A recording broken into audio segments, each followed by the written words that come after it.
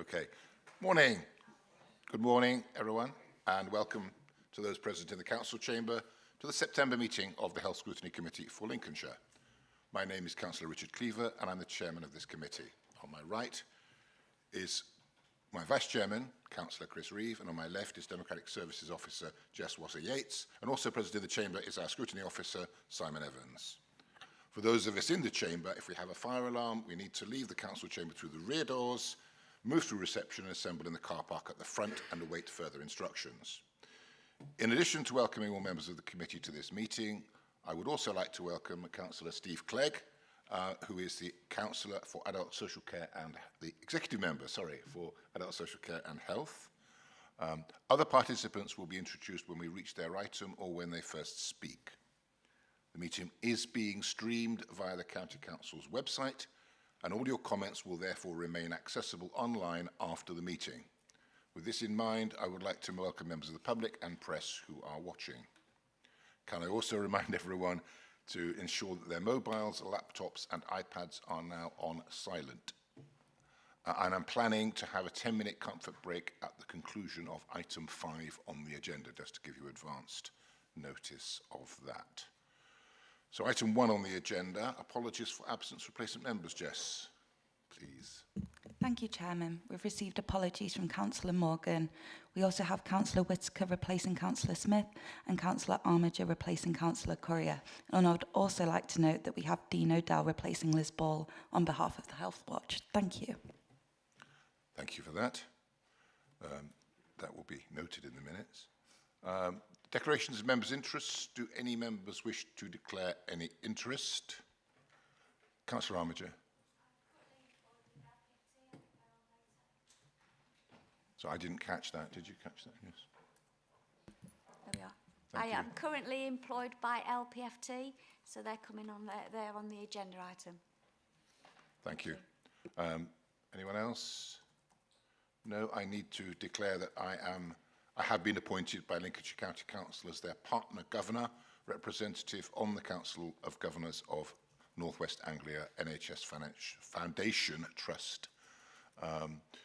As usual, if anyone becomes aware of any interest at any point during the meeting, you can declare it then. Thank you.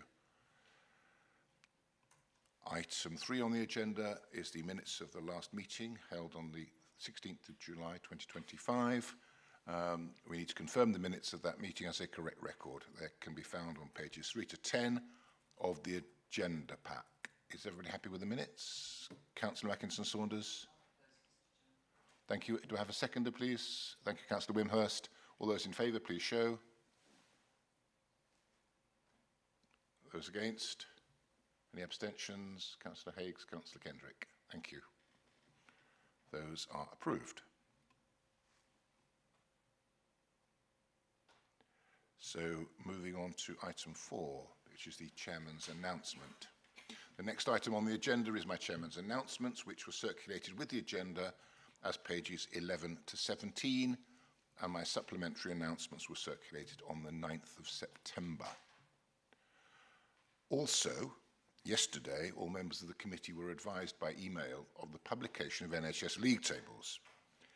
It is disappointing that all of the acute hospital trusts used by the people of Lincolnshire are in the lowest performing segment of the 134 trusts in England. Indeed, none of them are in the top 100 out of the 134.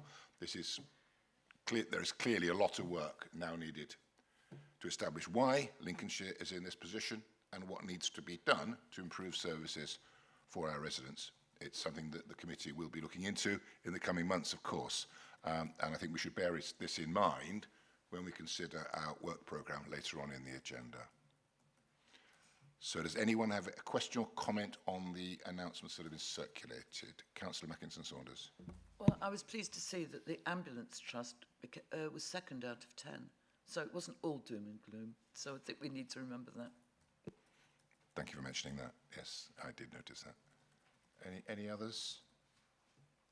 Okay, thank you. Oh, sorry, Councillor Kendrick. Thank you, Chairman. Just a couple of comments, really. On item 3, the Integrated Care Board clustering arrangements. I was just wondering how that's going to tie in with the fact that we've got now a Greater Lincolnshire arrangement, and we're sort of with an East Midlands thing, and it takes me back to years ago when I was in the NHS. We had the Trent Regional Health Authority, and we seem to be going round and round back to where we were some many years ago. So I was just concerned about how that will tie in now, and particularly with the local government reform that's obviously on the horizon for Lincolnshire, the subsequent arrangements that may come out of that. So it just concerns me a bit. It doesn't seem to quite align in the way perhaps we would like it. And the second one is on community mental health hubs. I noticed that there were some issues raised in the report about volunteer recruitment. I was just wondering if a question could be sent to LPFT or others as regards what they're doing to help that. And I'd like to know what standards they use as well for recruitment of volunteers. I'm assuming that they do DBS checks and so on. And also I'd be interested to know what support they give to volunteers, because those settings can be quite stressful at times for people, particularly volunteers who are not clinicians. So those are just a couple of comments from the report, Mr. Chairman. Thanks very much for your indulgence. Thank you, Councillor Kendrick. That's noted. Councillor... Tony McGinty was. Tony McGinty is. Did you want to speak?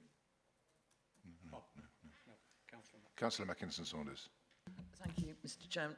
I'm concerned about the Integrated Care Board joining up with Nottinghamshire and Derbyshire. I thought they were doing a jolly good job in Lincolnshire. And when we had the presentation, when this committee first started again in the spring, and to get rid of 50% of the people that were working hard for Lincolnshire and achieving for Lincolnshire, I think is really disappointing. And whilst we all want to see people saving money, I don't think this is the right step for Lincolnshire, since we've just seen that our hospitals are failing, in inverted commas, and so forth. So I think it's a downward step, and I'm really sad to see it. And we'll probably lose some really good people. Thank you, that's noted. I think we're all aware of the 50% reduction that's been imposed. And obviously, it is something that is on this committee's radar, and I'm sure it will be discussed at practically every one of our monthly meetings going forward. Thank you. So I take the announcements as noted, unless anyone else has anything. No, that's lovely. Thank you. So they'll take those as noted, which moves us on to item 5, which is neighbourhood health. Item 5 was circulated as part of the agenda pack on pages 19 to 24. The presenter from the County Council's Public Health team is Tony McGinty, who's here with us in the chamber, who's a consultant in public health. Tony, would you like to present your report in about 10 or so minutes, please? Thank you. Thank you very much, and thank you for inviting me here to talk about this initiative this morning. I guess I would start by saying that there is some history, as always, around the way the NHS health and social care system is organised, and many members will have noted in the past that there have been previous attempts by both national government and local leaders to try and move the health and social care system closer to people's homes, to make it behave in a more integrated fashion, and to deliver, therefore, better care for people and take some of the pressure off our hospital system that we've been hearing about already. There have been a number of publications recently about the state of the health and social care system and some of the key indicators of what it is now delivering or not delivering for local people across the country. And it's fairly clear to say that the drive towards some of the features that Lord Darcy, for example, comments on are about national policy, and therefore this new government policy at a national level will clearly require transformation of national structures, national performance indicators and national approaches to the organisation of health and social care. So the onus for the delivery of neighbourhood health as a model does not lie entirely with the local health and care system, because the local health and care system leaders don't have all of the levers required to be able to make some of the significant transformations in place. So I think it's really important that members bear that in mind as we kind of start exploring what this actually means for Lincolnshire. So the key part of the NHS 10-year plan that I'm here to introduce to you today is about the movement towards neighbourhood health and organising more care in community settings, organising it in a more integrated fashion, making it more easy for local people to be able to access the care that they need, to have their care coordinated where their care needs are complicated enough for them to need ongoing management of their needs and monitoring of their condition and avoidance of their deteriorating unnecessarily because they're not having their care needs anticipated through monitoring, etc. So the focus in on this in the NHS 10-year plan is to start shifting care out of hospitals into community settings, to start getting those community settings to have more of a focus on prevention and away from sickness. You'll be aware, I'm sure, of some of the indicators across the UK now that whilst we are living longer on average, we are not living more healthily on average. We have more years in ill health than we did previously, and there are some worrying indicators about the life expectancy of people being born today in terms of seeing the slowing down of our expected improvements in life expectancy and health. Over time, we're starting to see that slow down somewhat. So we've got some clearly worrying indicators going on in the country, and that can't just be about the NHS. It is partly about partnership with local people and the health choices that we make in terms of looking after ourselves. So those big transformational pieces: hospital, community, sickness to prevention, and analog to digital. And analog to digital is all about getting people to do more for themselves, for the NHS and healthcare systems to work more slickly and use information management technology more effectively to drive efficiency and to improve access for people who want to access the services through those kinds of digital technologies. So the concept of a neighbourhood health service is centred on us dividing the county into what the NHS calls a place at the highest level, and then looking at our population beneath that around how they might coalesce around healthcare services which are based on an area of population. And it is an area of population rather than a geography that is meant by neighbourhood teams, although inevitably you end up organising services around places, physical places, not just around groups of people, because it's quite hard to organise services on a population basis, especially in a county like ours where we've got a very large geography to cater for. The government has so far in the NHS plan pulled quite a lot of punches, I think, in terms of what it means by place and what it means by neighbourhood, what kinds of rules it might want to apply about how big a place is, how big a neighbourhood is, how many people should be supported by an individual neighbourhood at a bottom and top kind of level of size of population. What they're attempting to do to try and resolve some of that is engage with every ICB in England to get them to put themselves forward to become an early adopter or an implementation pilot of the new neighbourhood health service model, so that they can develop the thinking whilst testing some of the methodology of how you deliver neighbourhood health services in different types of populations and different types of geographies. That doesn't mean to say there's no precedent in older policy or in the evidence about how you might organise those things, because as you would imagine, different types of service work better and more efficiently at different levels of population. So for example, a GP seeing you because you've got a cough, you can do that at quite low levels of population because you only need a certain number of GPs per head of person to be able to manage that kind of care. Whereas if you're looking at the diagnosis of a complicated cancer condition, for example, you wouldn't expect a GP to be able to do that. You wouldn't expect to see cancer specialists at every 2,000 or 3,000 list size of general practice list. You would need a bigger size population to plant that service securely and make it efficient and cost effective to deliver. So the expectation I would see coming from this is that neighbourhoods will probably focus very much on general practice services and the ancillary services that that sit around general practice services, so community nursing, community physiotherapy, therapeutic services and lower level diagnostic services, so x-rays, CT scans, MRI scans, certain kinds of nerve testing and things like that. So what I think we'll start to see coming out of the implementation models is us starting to see the establishment of different sizes of neighbourhood team based on the geography, the accessibility and the places that they're trying to serve. And within that you might see a neighbourhood of 40 or 50,000 people with a diagnostic centre that serves 150,000 people, for example, because it wouldn't be affordable to have a diagnostic centre for every 50,000 population, for example. So I think we're going to get a meeting of policy and practicality over time as ICBs move towards trying to test these systems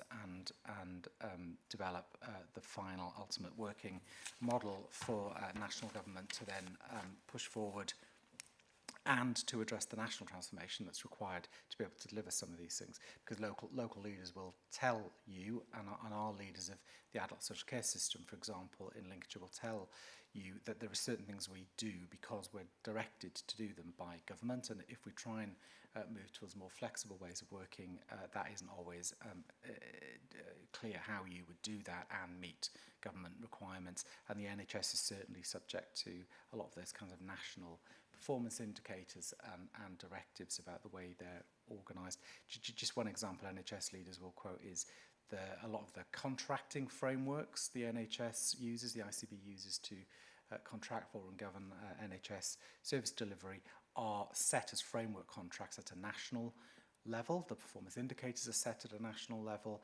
So shifting those to meet neighbourhood needs and allow services to coalesce in neighbourhood teams and work differently to meet the needs would require change at a national transformational level to enable those sorts of things to happen. In the paper, it talks a lot about the fact that there are a number of things already going on in Lincolnshire that lean towards the ingredients of neighbourhood working, and I won't enumerate those one by one because you will have seen them in the paper. So we're not starting from scratch in terms of moving towards neighbourhood teams. We have things like primary care networks. We have arrangements for multidisciplinary team working around specific subsets of local people with specific types of needs that we can group together and organise services around them. We have community diagnostic centres, so we have more diagnostic capacity outside of hospitals now than we have had for an extremely long time, and we have much better data flow, so picking up that digital to analogue, then we have a much better way of looking at the population and viewing the whole population in different segments using different questions to question what kinds of populations and needs we've got in different places and what we might need to do to be able to support them better. So I'll sum up, I guess, by saying that this policy announcement in the 10-year plan is very much a policy-level announcement. There is not a great deal of granularity in that national policy yet about exactly what is meant by some of the terms that are described in the NHS plan.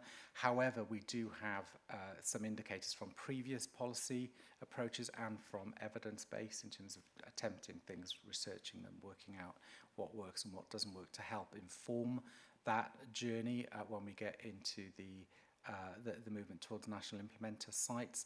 Lincolnshire has put forward a proposal to be a national implementer site. The ICB has put forward a proposal to do that, and I'll happily, I'm sure, with NHS colleagues, come along at some other time to talk in a bit more detail about what's in that and the approach that we've set forward that Lincolnshire wants to take on that, especially when we have an answer from national government about whether we're going to be selected to take it forward or not. I'll stop now because I'm sure it's more valuable for me to take your questions than to keep talking. Thank you. Thank you very much for your introduction. So we now move to questions. Please indicate to me or to the Vice Chairman if you wish to speak. Councillor Armiger and then Councillor Kendrick. Councillor Armiger. Your report states that the geography of the neighbourhood your neighbourhoods will be determined locally. How will you ensure that the residents in one part of Lincoln has the same level of access as a resident in a different neighbourhood? And also, how will you ensure that the reduction in hospital resources does not negatively impact waiting times for complex procedures that can only be carried out in hospitals? Thank you. Thank you. Both really interesting questions. In terms of how we make sure that there is an equitable distribution or a fair distribution of neighbourhood services, we have plenty of data about what the needs of different populations in different parts of the county look like for different types of services. And I think it's really important to get into that level of granular detail, because a population, for example, parts of our coastal patch that have got generally an older population with more complicated healthcare needs would need a different type of service and a different intensity of service than perhaps the centre of Lincoln, which has generally got much younger people who are more likely to need quick fire access to a service that will just resolve a short-term issue, and then they'll go on about their lives again without needing ongoing support for that. So I think we'd have to be really carefully intelligence-driven about what fair and equitable looks like, because everyone getting the same wouldn't result, I think, in a fair and equitable distribution of services or service types. So we need to be fairly granular about that. In terms of how we, to what extent the removal of resources from hospitals, if you like, and the focus on hospitals might make hospital access more difficult. What I think the most interesting phenomenon we see in the performance of our hospitals very often is quite often the current system makes that happen more than a system that would have more community access would, because people migrate towards the hospitals because the lights are always on 24 hours a day, 7 days a week, and they can't get access to a service closer to home when they feel that they really need it. And what you find is that urgent demand that doesn't need hospital care quite often is what drowns out the complex surgery, the complex surgery capacity and the capacity on wards to look after really complex people as well as possible. So I guess there is a risk. I think you're right to identify the risk, but I think we're not starting from a no-risk basis in terms of that balance between community emphasis and not denuding the hospitals of so many resources that they can't deal with what they need to deal with. Thank you for that. Thank you. Councillor Reeve. Thank you, Chairman, and thank you, Tony, for the report. I noticed there's a proposal to move the orthopaedic clinic from the hospital to the Lincoln Community Diagnostic Centre, which will require building a new piece of infrastructure there.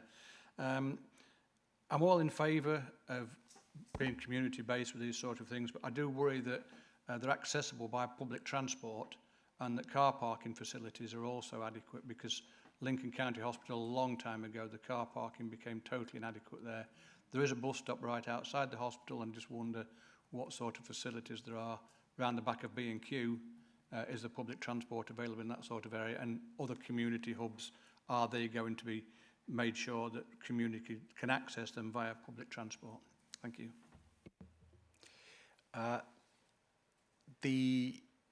The NHS does have a responsibility to do impact assessment when it decides to move a service somewhere or build a new facility somewhere, and that impact assessment nearly always includes some kind of accessibility standard or an assessment against an accessibility standard. I'm sorry, I don't have a lot of detail about what kind of facilities are available at each of the centres, but you should expect to see each of those kinds of service changes being supported by a good and thorough impact assessment for local people, which should include accessibility planning. Very often we use, and the council uses similar standards where we say we expect 75 or 80% of the people to be able to get there within a certain time frame using certain types of transport, for example. So what I would say to the committee, when there are proposals to do those kinds of service moves, it would be perfectly reasonable for the committee to ask the question, or for officers on behalf of the committee to ask the question about what is the impact assessment, where is the accessibility standard. So we're clear that we're interested in that, I suppose, as a local authority looking after our population, and that we would expect that kind of activity to be clearly undertaken. Thank you. Councillor Kendrick, please. Thanks, Chairman. Just a couple of comments. I was just wondering how the public health plan will sort of mesh with this in terms of obviously some of the biggest impactors on health are things such as obesity, substance misuse, smoking, and they're some of the major contributors now to access to healthcare, also the pressures on healthcare services. And obviously associated with that is obviously dual diagnosis in terms of substance misuse and mental health issues.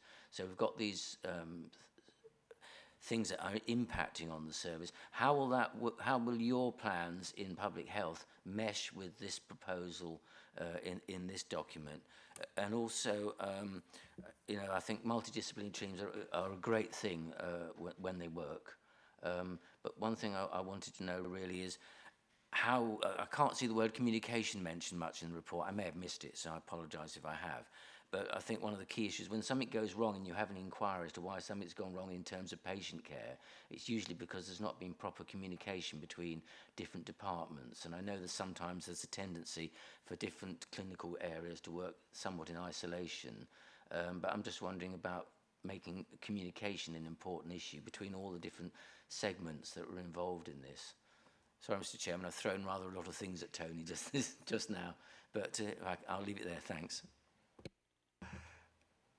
So in terms of how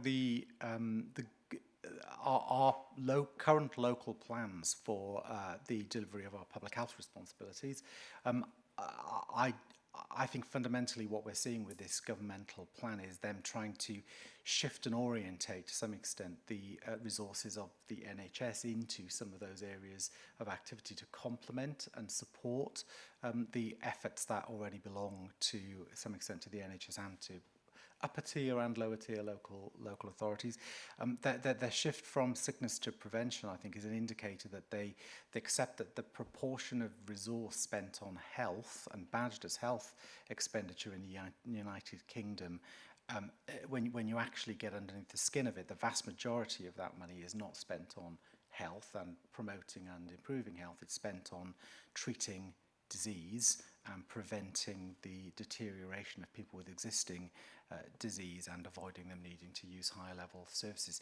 So I guess as a public health concern, I'm quite hopeful that the NHS shift was more of an emphasis on prevention. We'll see more NHS resources becoming available to support the kind of efforts that local government already contributes massively to around trying to improve the overall population's health. I think time will tell how easy it is for the NHS to make those kinds of shifts, but even if they started focusing on some of what I would call the secondary prevention components of helping people with existing disease to stop smoking and lose weight, to improve their quality of life with their illness, that would be a really good place to start whilst we focus a bit more upstream on how we stop people falling into illness in the first place.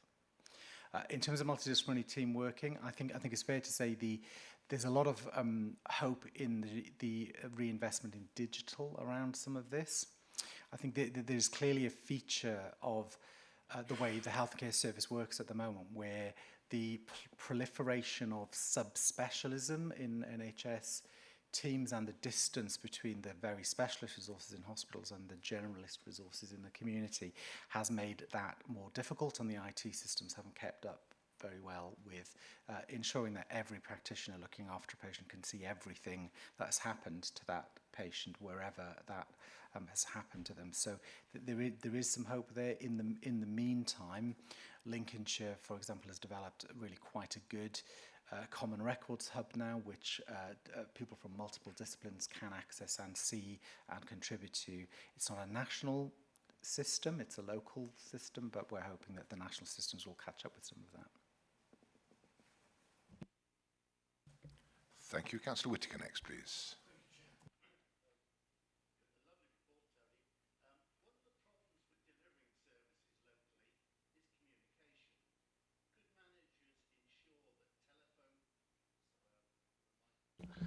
Shall I start again?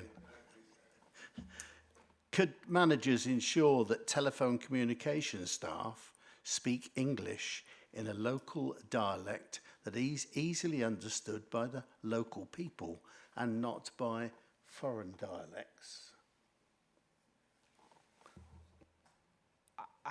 As I understand it, we already apply, and the NHS certainly applies English language standards to patient-facing services. So they should not be people should not be being seen by people whose English hasn't met as a prescribed standard.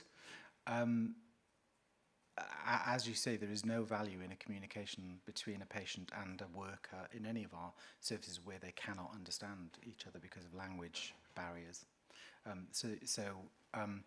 That should have been addressed and should be being addressed on an ongoing basis by public services because of the English language standards. I'm sure the managers of the relevant service should be and would be really interested in hearing about instances where that's not happening. Thank you. Can I just ask one more question? It's again about communication. Is postal wastage? I took my wife to hospital, Grantham Hospital, on Tuesday last week for some treatment, and the letter arrived on the Wednesday after the treatment telling her that the treatment was the day before. Absolutely, and I think the managers of the NHS services are aware that they have these issues with their systems.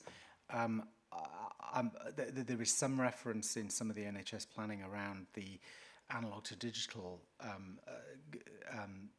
transformation that is meant to address some of that and prevent systems from sending material out too late or to the wrong address, or sending duplicate materials out in the post. I don't think that's going to be a quick and easy thing to fix. The administration systems in the NHS are absolutely enormous, dealing with millions of items on a really regular basis. I don't think it's going to be a quick fix, but I hear of it all the time because it comes up in patient experience discussions all the time with the NHS, whether it's at a general practice level or at a hospital level. So I don't think managers are not aware of it. I'm not entirely sure that they have a solution right at their fingertips to sort it.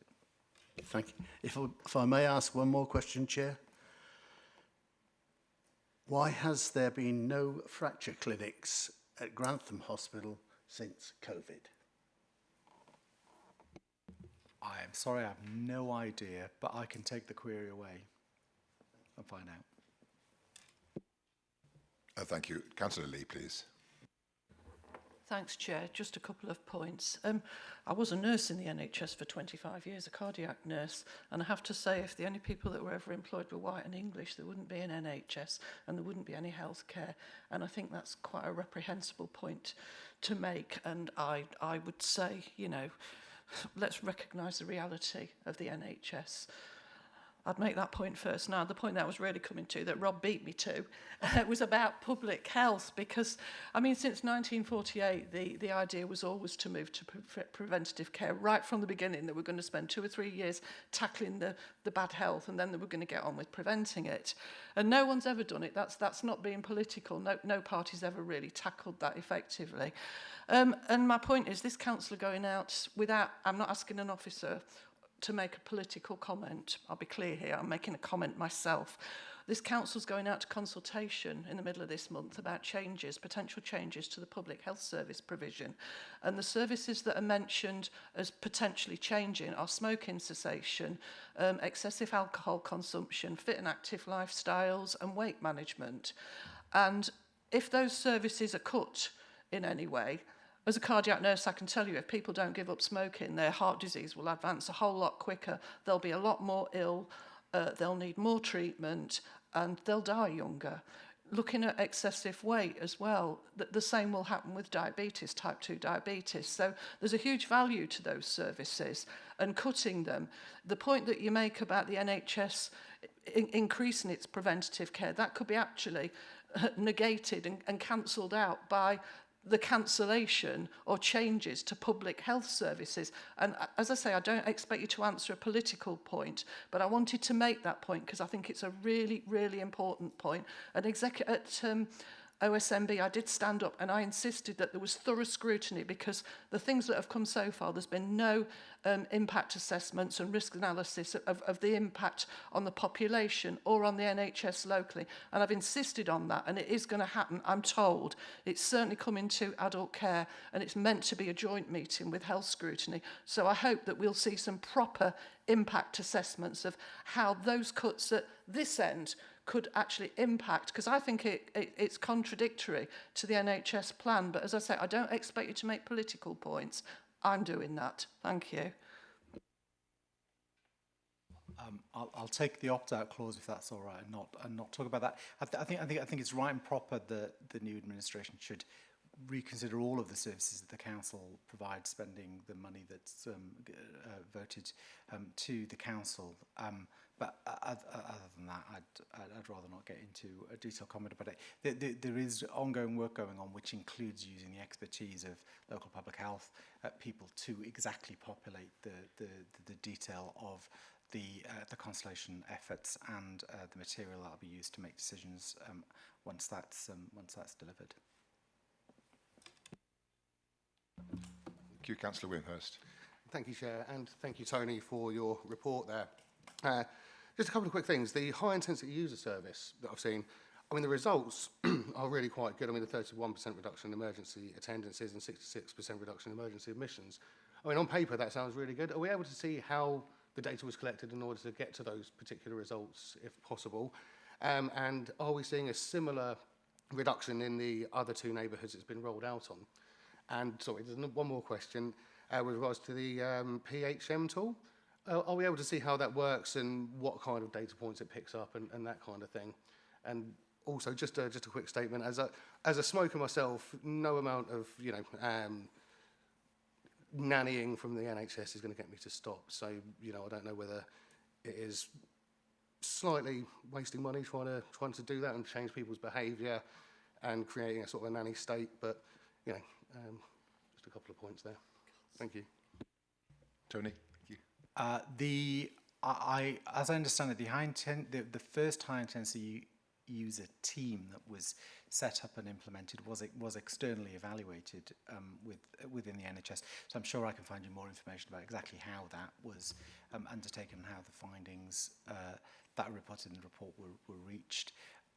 The other two teams, I think it's too early yet for drawing firm conclusions from them. But as I understand it from being involved in some of the conversations, the recommendations from the evaluation of the first team was that the model be replicated exactly so that we didn't get success with a certain very deliberate way of doing things and then do it slightly differently in another place and not get the same kind of results. So the expectation is the results will be similar and comparable, but I don't think they've got enough data yet to. Thank you very much. In terms of the demonstration of the population health management system that we use, I'm pretty sure I could organise a bit of a demonstration. It's probably the most effective way of showing members who are interested how it operates. And I'll go away and talk to the guys who look after that system about whether we could do that. Wonderful. Thank you very much. Thank you. Councillor Welbury, please. Thank you, Chairman. It sounds great. Plan for neighbourhood health, local health plan for local people. Wonderful. But a fundamental question. In Lincolnshire, we have trouble attracting the right professionals. I think we're all aware that the stroke unit was moved to Lincoln because I come from Boston. There wasn't enough professionals to staff a stroke unit in Boston, and we can all quote various examples of this. So I just need to know how the NHS feel they're going to be able to staff these new neighbourhood plans. You're saying that it's all about place, and then beneath that it's the population's needs. Well, that means that you've got to have professionals that are specialists in the needs of that area. But what if you can't attract those professionals to that area? Does the whole model collapse, or do you then have to move to a neighbourhood that does have that professional?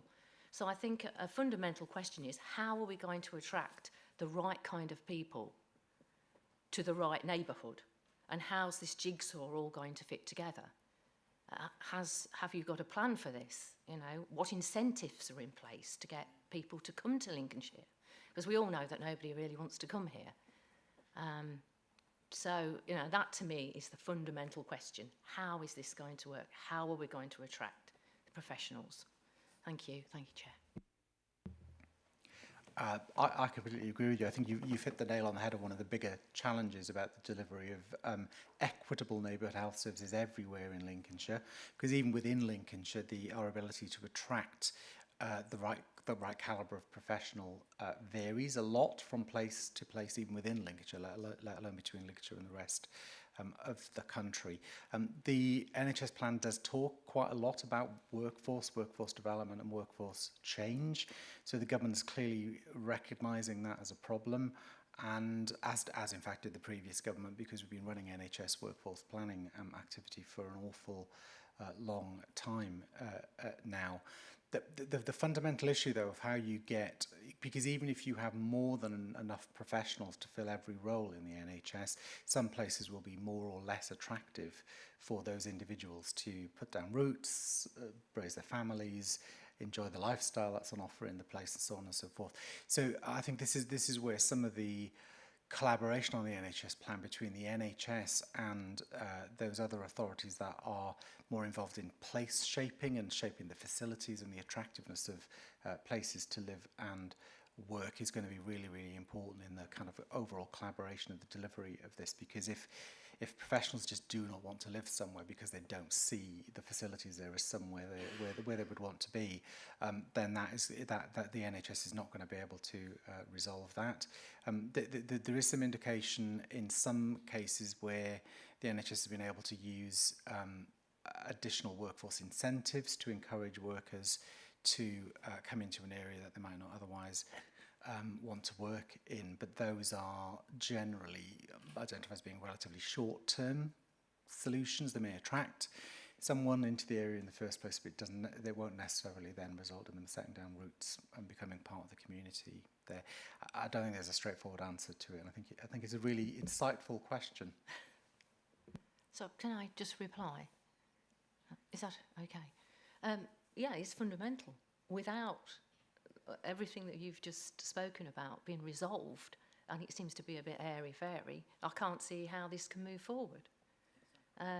You know, I would think that we need some very creative thinking, very outside-the-box thinking to attract professionals to this area.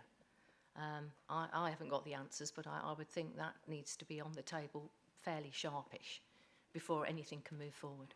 Thank you, Chair. Councillor Mackinson-Saunders, please. I was going to bring up the staffing thing as well.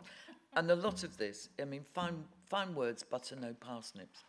And unfortunately, it all sounds great on paper.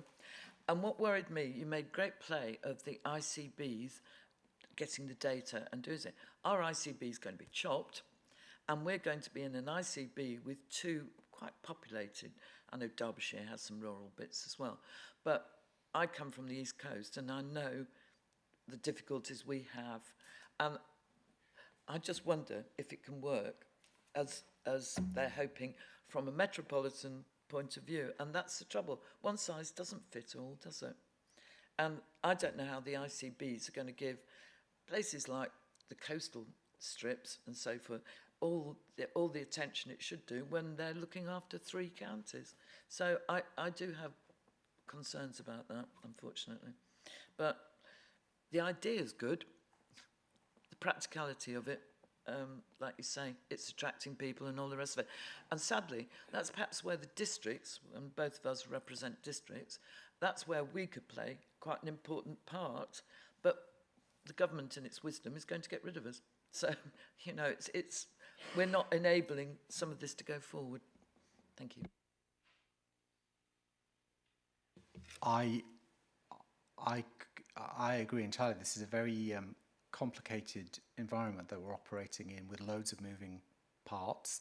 And our analysis as a public health team about this as a plan is that it would be a good plan. There is lots of evidence base to back up the value for local people and the value in saving costs in other higher cost bits of the healthcare system by providing healthcare like this. As you say, the national implementation approach is to test and learn and do that quickly as they go. So you would assume that they will want to look at places like Lincolnshire as test sites because we are different to other places. They'll want to compare and contrast an urban, a rural, a coastal environment and the challenges that we face in being able to do this for people.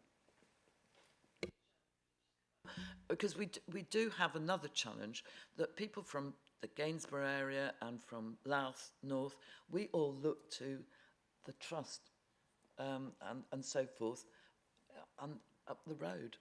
And unfortunately, we're just looking at Lincolnshire. And so I don't know how our residents are going to, and I think in the south of the county it's probably the same as well. So there's another challenge, isn't there? Thank you. Councillor Martin, sorry, I missed you out there. Sorry. Thank you, Chairman. Yeah, just to start with, just to support Councillor Lee there with prevention. The one new service in Lincolnshire obviously sounds like it's a good service. I have no idea why this council seems to be looking for cutting costs for cutting's sake. These things should be supported. So just from that political viewpoint, I fully agree with Councillor Lee. Question I have is, with these centres, including GP surgeries and such, like looking at what these regional these hubs will include. It says here we'll do a minimum of 12 hours a day, 6 days a week, 70 hours a week. I know I've just had a look at various GP surgeries in Grantham. They're open for 50 hours a week. So you're looking at a 40% increase in GP opening hours. That's actually fantastic. It should take weight off the UTCs, A&Es, etc. That's a great move. Funding for that, obviously, as we just mentioned, is going to be very, very important. But the other point is also, you're asking GP surgeries to open for 40% more time. Are they actually able to do that? You know, do they have the facilities and the structure behind them to do such a thing? I think the short answer for now is no. They don't, but this is I think the government would say this is a 10-year plan to move towards this transformation in services and systems, and clearly the intention from government is to use more of the resources that are going into hospital services to shift them out to support these neighbourhood teams and the centres that they operate in, to be able to do more over a longer period in every given week than they are currently able to do now. So I think the short answer is, I think if you ask the average general practice today to add another 10, 12 hours a week to their opening times, including over weekends, they would say, I don't have the resources or the people to be able to do that. So clearly that backing up of the whole system of healthcare in shifting resources towards those places where we want more, away from places where we want less activity for the public, is a critical enabler of anybody being able to do anything, because there's no expectation there's masses of new resources arriving to deliver some of these things. The 10-year plan is fairly clear that a lot of this is about shifting resources around to a better, more efficient model.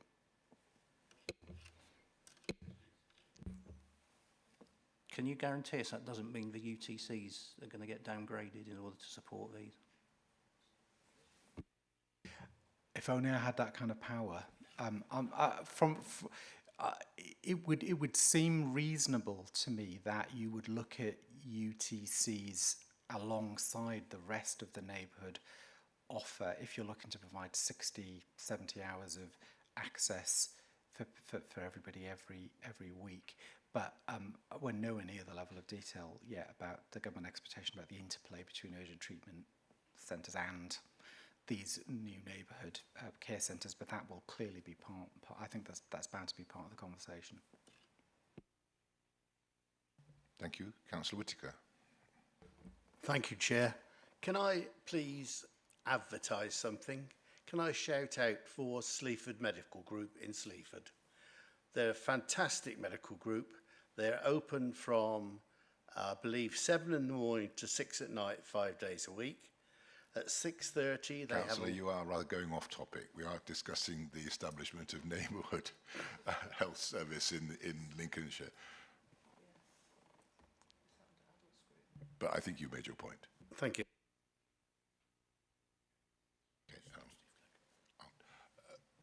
Okay, okay, I'd just like to make some questions and comments of my own, if I may.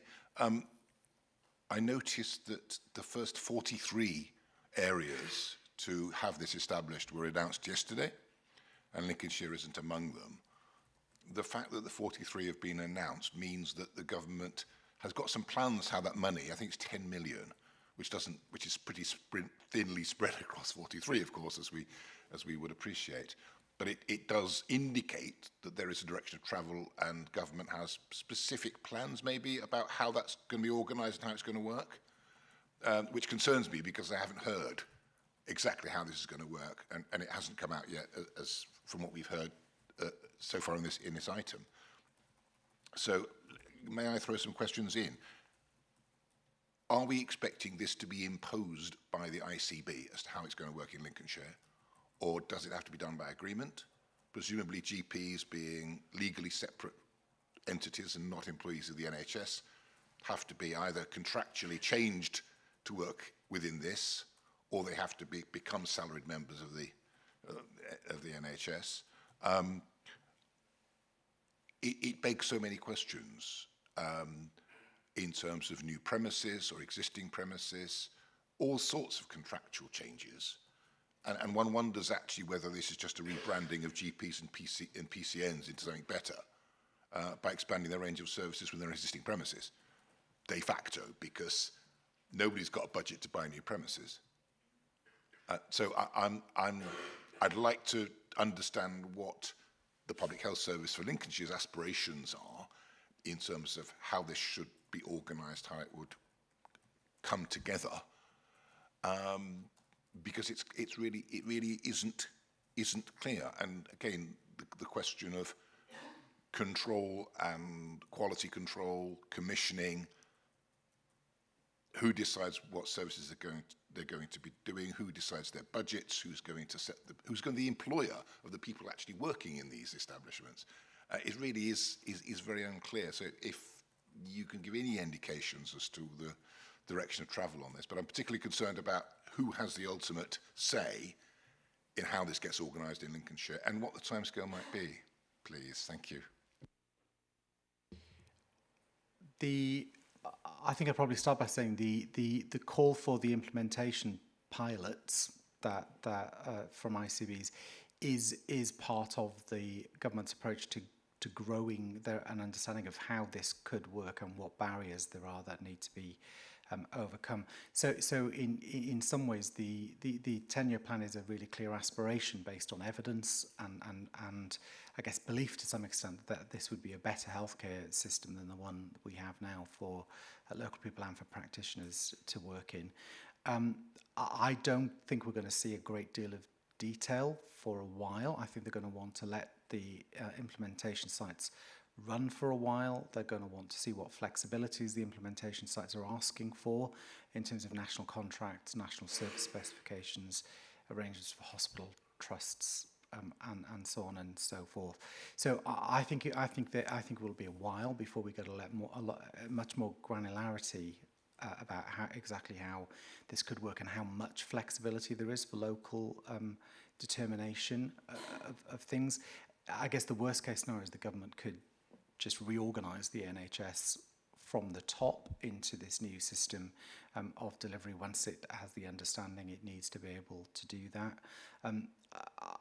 My experience from the track record of trying to do top-down transformation and change clinical care and pathway would tend to indicate that the Department of Health and Social Care won't try and do it like that because it's very difficult to get such a large organisation with so many different people, so many different moving parts, different legal entity types, etc., to all shift in the same direction at the same time with any degree of speed. So I suspect what we'll get is lots of learning starting to pour out from the implementation sites, including the kind of flexibilities they're asking for, and all ICBs, including those that haven't been awarded one of the implementation sites, will be in the circle of learning and development from that, even though they're maybe not doing the work under the auspices of that. Of that, in terms of what the public health, the local public health service view would be about how this could look, I would indicate that the Director of Public Health for Lincolnshire wrote his annual report last year on exactly this topic, about the kinds of shifts in service model and design and the kinds of approaches that he would recommend the NHS, ICB and other organisations to take locally. So I think we were slightly ahead of the curve in Lincolnshire in terms of, as a local authority public health team, in terms of saying this is what we think this could look like if we were really serious about making these kinds of shifts. But I literally don't know whether we're going to get a top-down kind of government view of it, or whether we're going to get a range of options available to how to pursue this effectively that we can apply locally. Thank you for that. Thank you. Does anybody else wish to speak? Councillor Craig, would you like to make an observation? Yes, thank you, Chairman. With your permission, I'd just like to respond to a couple of comments made regarding the consultation for the One New Lincolnshire service that we are progressing with. Are you happy for me to just make a comment, Chairman? Please do. Yeah, it's okay. Basically, I've heard the word cost, or phrase cost-cutting referred to a couple of times today, and indeed previously. And I just want to stress regarding this particular service that we are going out for consultation. I've not referred to cost-cutting anywhere, only in response to others. I think as a new administration, we have the right, in fact, the responsibility to go out and ask the people of Lincolnshire what they want in terms of service delivery to improve public health. I really do think that's what we should be doing. Our aim, of course, is to improve public health, and by asking people and not telling them what they should have. And I stress public health grant money is, as it says on the tin, to be spent on public health. So the consultation process is just to ask people, I reiterate, ask people what they want, what their experiences have been of the current service, to broaden our consultation out to people who perhaps have not been asked before, to see what they might like, so that we can, if necessary, refine the service, maybe carry on as we are already, but at least be in a position to make sure whatever service we do deliver is the most cost-effective for the people of Lincolnshire. Thank you. Thank you, Councillor Lee. I will keep this brief because there's no point in a backwards and forwards. It is meant to be scrutiny and not an opportunity for the executive to give their view on things. It's meant to be for the ordinary councillors to scrutinise that. But my point is, reference was made in the papers that we saw to the smoking cessation service and the other three that I mentioned. So, you know, there was mention of finances in there as well. So I think there's a little bit of sleight of hand going on here. So let's just see when we get to February if services are cut and what the impact of that will be. But I would repeat, this is meant to be scrutiny, not an opportunity for the executive to put out their message. Thank you. Thank you, Councillor Lee. Councillor Atkinson-Saunders. Well, I'm just curious because I don't think most of the people that I could stop in the street would actually know what public health actually does. And I think you're going to be asking people what services they want, and they don't actually understand what services are provided anyway. And it seems very sad to me that, you know, you say one thing, but it doesn't mean anything, basically. And I just feel really sad for the population. Thank you for that point. I must admit, when I was first elected as a county councillor, I didn't even know there was a public health service that was run by the county council. So yes, your point is well made. And I think it illustrates part of a larger problem about educating the public as to exactly how the services are there, how they're organised, how they're funded. I mean, it's an ongoing issue for all of us, I think. Thank you. So if there are no other speakers, I will sum up. So for a proposal that we thank Tony McGuinty for his presentation and for the introductory information on neighbourhood health and for answering the committee's questions. That the committee record its support for the principle of neighbourhood health but would welcome more details on how neighbourhood health will work in Lincolnshire and have the opportunity to scrutinise plans as they come forward. And 3, that further updates be provided on the development of Neighbourhood Health Initiative as further details become available. Do I have a proposer, please? Councillor Mackin-Saunders, I just called you first. Councillor Wimphurst to second. Thank you very much. All those in favour, please show. I think that's unanimous. Anybody against? Any abstentions? No, that's unanimous. Thank you.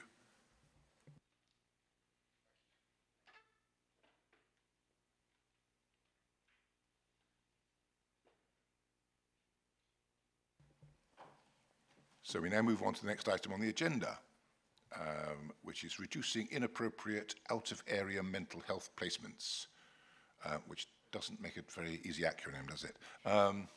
Item 5 was circulated as part of the agenda pack on pages 25 to 30, and our presenters are Eve Baird, Chief Operating Officer for Lincolnshire, and Joanna Walker, who is also here in the chamber with her. Would you like to present your report, please, in about 10 or so minutes? Thank you. Thank you very much and good morning. So I'm Eve Baird, I'm Chief Operating Officer for Lincolnshire Partnership Trust, and this paper is an update following a paper that was brought to Health Scrutiny Committee in October 2024. That was at a time where demand for adult mental health inpatient beds was exceeding available local bed capacity. And not only did that mean that Lincolnshire was unable to achieve a national mandate of 0 inappropriate out-of-area acute or PQ mental health placements, but more importantly, it meant that a number of Lincolnshire citizens were having to receive care outside of Lincolnshire at a time when they were at their most vulnerable and they needed acute inpatient support. So in 2024, the committee supported the Trust to undertake a review at pace to understand what actions we could take to resolve the situation in a timely manner, agreeing that that would be subject to appropriate engagement and scrutiny. So I'm going to take the paper as read. It describes how the targeted actions we've taken, including actions to increase alternatives to admissions for people in mental health crisis, decrease length of stay on our wards and improve effective and safe discharge planning, have contributed to a significant reduction in the number of inappropriate out-of-area mental health placements. At times, over the last 6 months, we've achieved 0. Though this is difficult to sustain because the times we've achieved this, our wards have been at full bed capacity, and so any fluctuation in demand for inpatient services has then required us to place people out of area again. The most frequently identified barrier to consistently achieving 0 out of area and therefore being able to provide appropriate acute inpatient care to Lincolnshire residents in Lincolnshire is the number of patients who are clinically ready for discharge from our wards but who remain in hospital because of various challenges: securing appropriate housing, onwards accommodation, securing appropriate community support or residential care. And as a snapshot in time, I've included in the report, on the 16th of July, we had 18 individuals within LPFT acute mental health wards who had been assessed as being clinically ready for discharge, and their occupied bed days, so the number of days they were in beds in LPFT mental health acute wards, totaled 2,371 bed days. So it's a huge amount of time that people have spent in an inpatient bed when they don't need to be there, when we've assessed them as being able to be supported and cared for in the community, but we can't secure that onward placement. So colleagues across Lincolnshire Health and Social Care Services are working really hard together to address the issues that we've identified, looking at what support is available, how we stimulate the provider market across Lincolnshire, and what community services we need that don't exist at the moment that we can build on.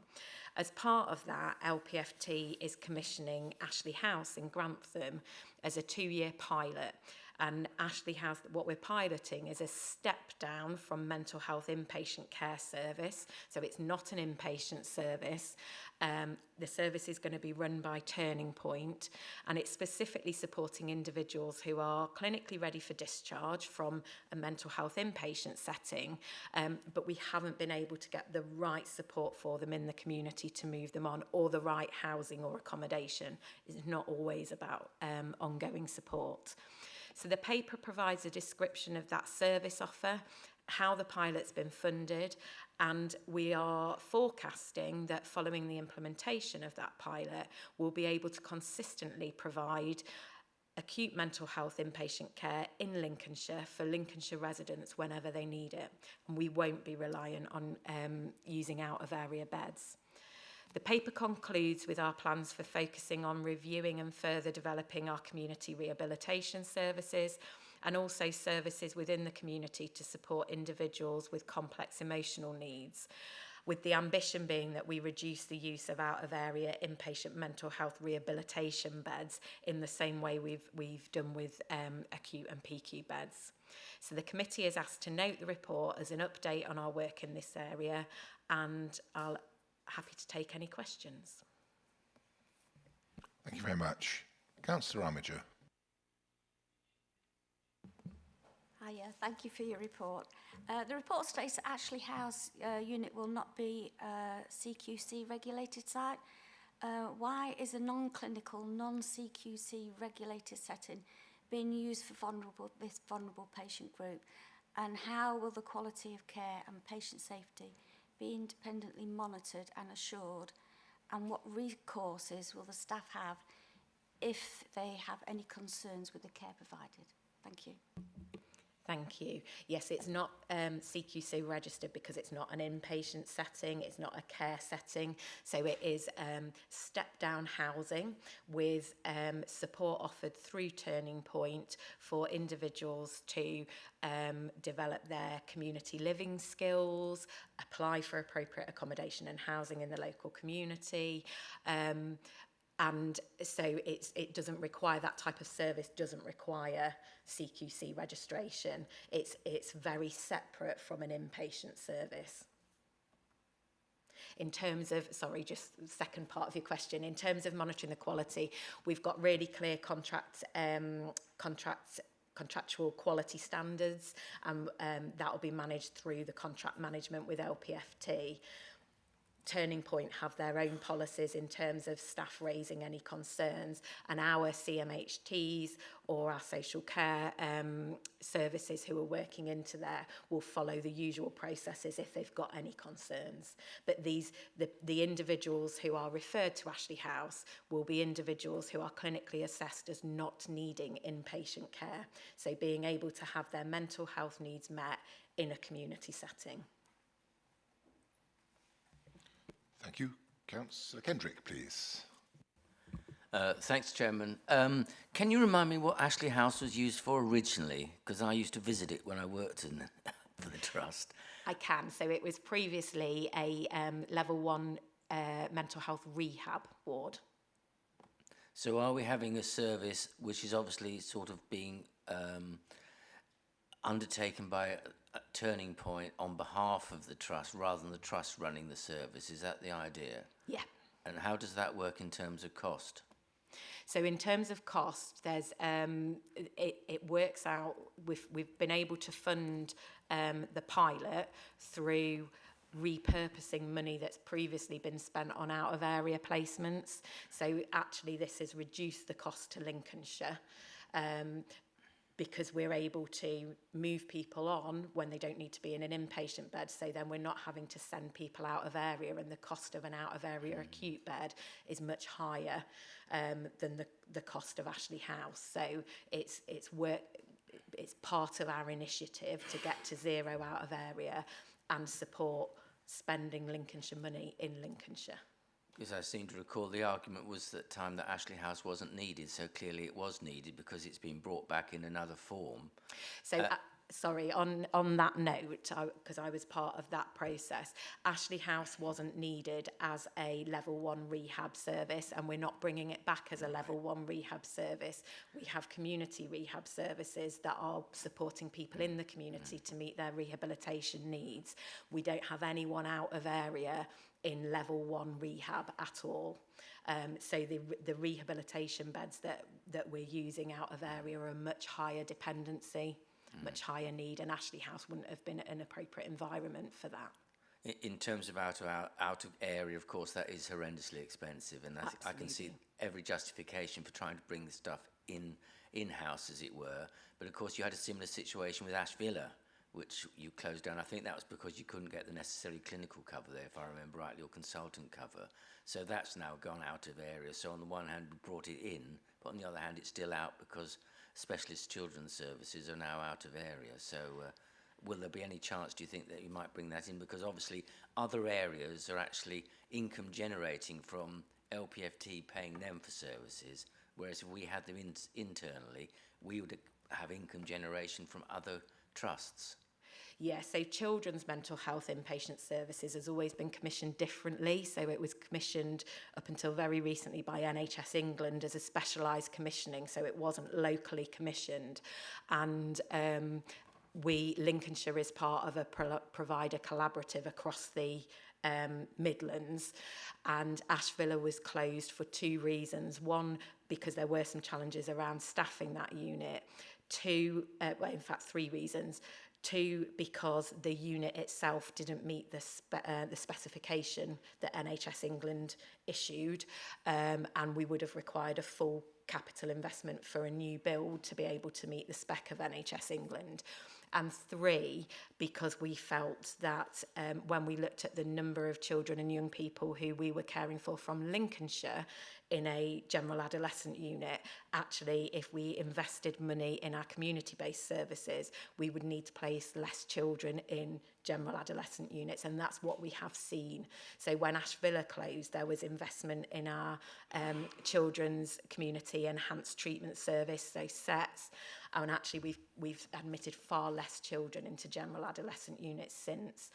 There's just been, just for the committee's attention really, and we don't know what this will mean for us in Lincolnshire, it's something we need to work through. There's just been the publication of a developmental specification for specialised children's commissioning moving forward for mental health, and it talks very much about having local services, local inpatient services when children and young people need it. And until this point, the provider collaborative has always been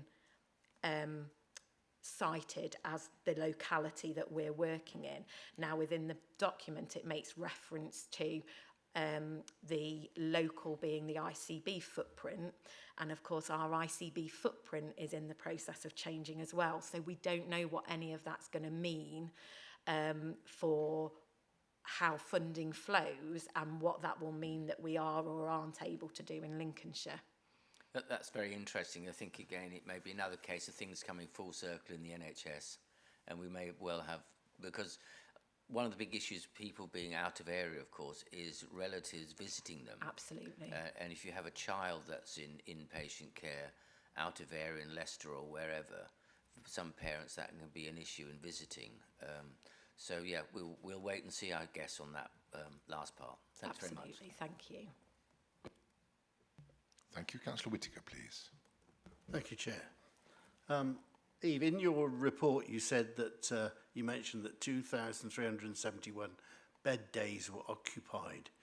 What is the daily cost to keep a patient in hospital who should have been moved to other accommodation? Yeah, so the totality of that cost was around, I nearly included the cost in the paper, I had it. I can find out definitely, but we are talking millions of pounds for that 2,000 bed days. Wow, thank you. And I can send through the specifics because we've got that. What I didn't want to do was make the paper about finances when it's about experience of care for our residents. Thank you. Thank you. Councillor Lee, please. Thank you, Chair. Just a couple of points, really. First of all, about the out-of-area placements. My mum, in her old age, she actually died of dementia, but in her mid-70s prior to that, she had a couple of breakdowns and she became bipolar. And at one time, they were talking about putting her, she had an acute admission, and they were talking about sending her out of area. And honestly, it was so distressing for us as a family, because I used to go, she ended up at Fen Lane, and I used to go like most of the day, every day, and that was what calmed her. Me being there, and I feel quite tearful thinking about it now, because she was in such a state, you know, and if it had been out of area, I'd got kids out and grandkids, I wouldn't be able to have done that. So it's the impact on the family is actually quite, as well, it's not just about it being expensive, you know, it's about the families as well. So I totally agree with that. And actually the idea of these step down units, as a former nurse, I really support that, because I know that patients do get to a point where they're medically fit for discharge, MFDC, on the handover note. But, you know as well, don't you? Yeah, but we all know that they're not quite ready to go into the community. And for my mum, I was the one who was there all the time doing all that stuff, but not everyone's got that. So I can understand they do need regulating, you do need to keep an eye on them, but I can see that there's absolutely a place. And if that frees up the acute beds, then so much the better. And I'd be supportive. Thank you. Want to come back on that, Eve? Or? Only to say thank you. Thank you. Okay. Councillor Welby next, please. Hello, thank you. Just to reiterate what Councillor Lee's just said, my daughter has struggled with bipolar. She's been in several PICUs out of county. It is very, very distressing for the family. The first time she was admitted, she was a child, which went on to her early 20s. It had a knock-on effect to my son and other daughter and the wider family. I cannot stress enough the distress that there is to try and get to Preston on a weekly basis. And that goes for eating disorders, not just mental health. To actually ostracise a child to the point where they feel they've done something wrong when it is a medical condition, by sending them away, by exiling them from their family, is absolutely disgusting. And why we haven't got any provision in Lincolnshire is beyond me. One of the largest counties in the UK. It is horrendous, in my opinion. And nothing ever gets better. I'm talking now 12 years ago, longer, nothing changes. Nothing changes. Anyway, can I ask some questions about page 27? 27. Oh. The PICU itself, you've got, it says here, in area 8, out of area 0. Is that the number of beds that you have available for PICU in the top of the table? Or are there people waiting? Or are there more beds than 8? There's 9. There's 9, yeah. That's all. And then for females, then there's just... We don't have an in-area. No, but there's PICU. 8 out of county. Yes. But you could put any number, yes. as long as you've got the funding, yeah. And then I don't quite understand the figures on acute inpatient and mental health rehabilitation. They don't sort of add up, really. You've got less men and more women. And then in rehabilitation, you've got more men and less women. Can you just... I'm trying to get my head around it. Could you just explain, please? So it's partly how we're commissioned. It's partly due to the pathways that people go through to that results in them ending up in mental health rehabilitation. So we do have pathways where people will go through an acute episode of mental illness and then require longer term rehabilitation.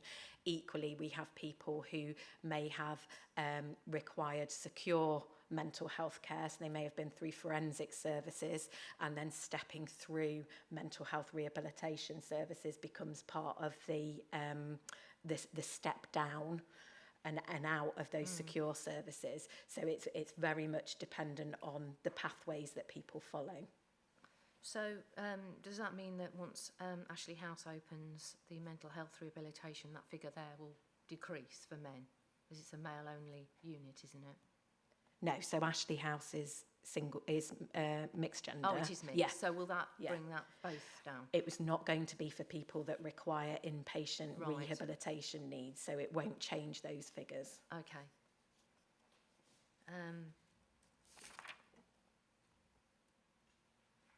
yeah, I think that was my questions. Thank you very much. Thank you. Thanks, Chair. May I come back on the eating disorders as well? Because I apologise that that's been your and your family's experience. We are doing a lot of work with our provider collaborative to look at what services we can bring into Lincolnshire. And we are exploring models that they're using very successfully across at the moment across the country to provide almost day hospital support for children and young people with eating disorders, so that you don't have to admit somebody to be able to give them really consistent support and ongoing support. So I just wanted to offer you some assurance that we are looking in that space and we are pushing with our commissioners to be able to do something different, because that we don't want that to be anybody's experience. I don't want to get into an argument, but eating disorders are a mental disease. They are very, very manipulative people, very good at hiding things. Yeah. And I'm sorry, but in some circumstances, that wouldn't cut the mustard. No, it won't be the answer for everybody. I'm not getting into that argument. I'm just saying I probably don't agree with you, but that's my opinion. Thank you. Okay, thank you. Councillor Kendrick. Thank you, Mr. Chair. I'm being greedy here. Can you just clarify what the position of Ash Villa now is? Because it's a female inpatient unit, but I can't recall quite what it's, shall we say in simple terms, its classification. It's part of our acute pathway. It is acute, yeah. Thanks. Councillor Mackinson-Saunders. It's a bit of a weird question, but it's something I keep asking. What do you mean by Lincolnshire? Because in the Gainsborough area and the Louth area where I come from, you might go north. In the south of the county, you might go... Is that classed as out of Lincolnshire for your figures? Because you'd go to... Because I was going to ask you, do the ambulances, when they pick somebody up, do they have to phone into you and ask where to take someone so that they get these figures right? No. So two separate questions there. So when we're talking Lincolnshire, if we place someone in Grimsby currently, they show up as out of area on our figures because it's based on our ICB. And so the ICBs obviously have a certain coverage, and we have North East Lincolnshire and North Links. So our out of area figures will include people who are cared for in Grimsby. In terms of acute, our out of area figures also include private providers who are providing care in Lincolnshire. So if we have some private providers based in Sleaford Grantham Way. If we place somebody in an acute bed with them because we haven't got enough acute beds within an NHS bed, they are also included in our out of area numbers. But the patient doesn't get a choice of where they want to go to. So it's really difficult for you, isn't it? Absolutely. And so ambulances just pick people up and take them to where it's most appropriate to take them. And we have a lot of cross-cover working. So we will have people who are residents of Louth who go into a mental health crisis, perhaps need support for their physical health because of that, and they may well go to the hospital in Grimsby. The mental health team in Grimsby will support them at that point, and we would do the same for people that come through either to Boston or Lincoln. So the figures are a little bit confusing. Thank you. I don't have anyone else wishing to speak, so I just have one question for you. In section 4 of the report, it refers to further work on rehabilitation services and other measures to reduce out-of-hours placements. Is it too early to say when this work is going to be ready? So we had a meeting yesterday where we've agreed on how we're going to focus on that work, and we want to do two different pieces of work. So one is about thinking about our future models of care and what that needs to look like for our population. So we're undertaking a piece of work across LPFT and the ICB to look at modelling for demand for inpatient beds of all types over the next 5 years, so we can use some predictive analytics and look at what our modelling is telling us. We know in Lincolnshire we've got an ageing population, so we really need to think about what that's going to mean for our future mental health requirements. And then, so that modelling work is already starting. and will be completed in the next 12 months. And then the other bit of work that we've started that I envisage will be quicker for us to do is to look at the current patients we've got placed in out-of-area rehabilitation beds, describe their needs, and then see if we've got any cohorts of patients that we could do something different with.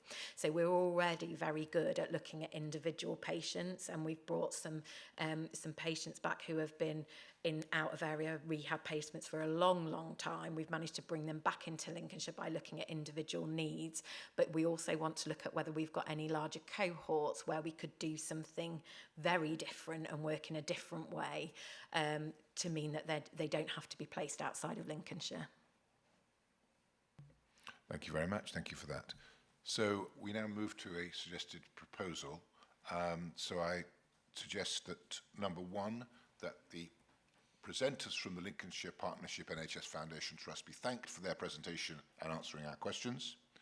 And two, that Lincolnshire Partnership NHS Foundation Trust be recognised for their efforts over the last year on reducing out-of-hours placements, including the plans for Ashley House, and the further work on reducing out-of-area mental health placements be supported.